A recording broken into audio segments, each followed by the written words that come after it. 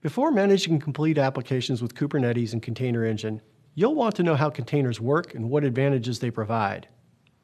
If you were to build an online retail application with user sign-in, inventory management, billing, and shipping, you could break up your application into these modules, each requiring a number of software instances and running on a number of machines to scale.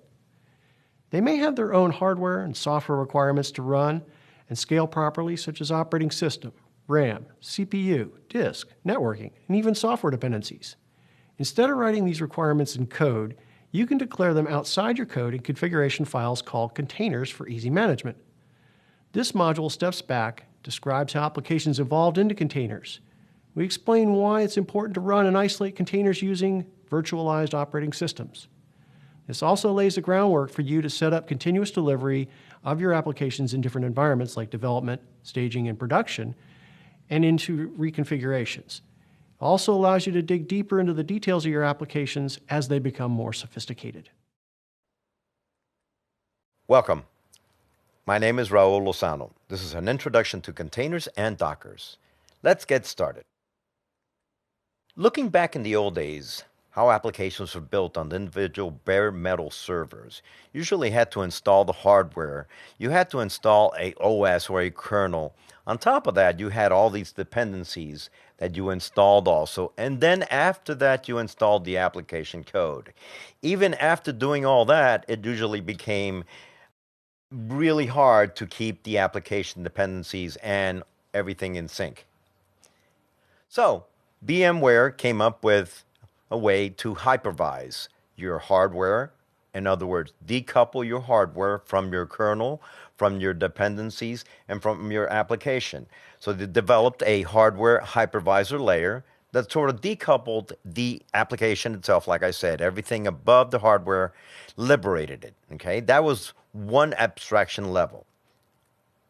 But we had a problem back then, okay? Problem is that you cannot install the same application or multiple versions of the same application into one single VM or one single virtual machine. If you do that, you have dependency errors, you have conflicts, and so forth. So the answer back in the old days, again, is that create more virtual machines.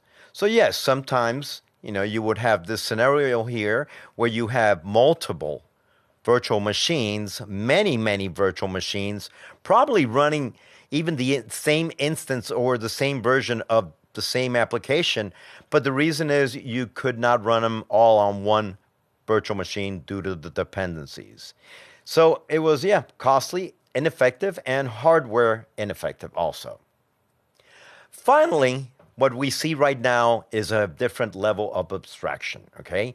We have decoupled with VM and hypervisor the hardware layer on the bottom, as you see on the right-hand side. Then with the kernel and container runtime in container, we have decoupled that completely from any dependency and any application, okay? The good thing about this, it's portable, it's very efficient, it's inside, that has no dependencies, again, on the kernel or the hardware itself. Okay. Why developers like this? Well, a couple of reasons, okay? First of all, you could develop across test and in production at the same time, okay? You could also run this on bare metal, virtual machines, or on the cloud. It could be packaged, sped across speed of development, agile creation of development, and continuous integration and delivery. Also, you could have single file copy or single instance storage for some of us. Okay? This provides a path to microservices, introspect, isolated, and elastic, all at the same time. Quick look at history. Back in 2004, we had that limited isolation of, yes, you have these applications, but they're all running, in separate VMs or separate groups or separate, entities themselves, whatever the hypervisor technology was. In 2006, Google created a very important technology called consistency groups. Consistency groups basically use containers to manage these applications and keep them consistent, okay?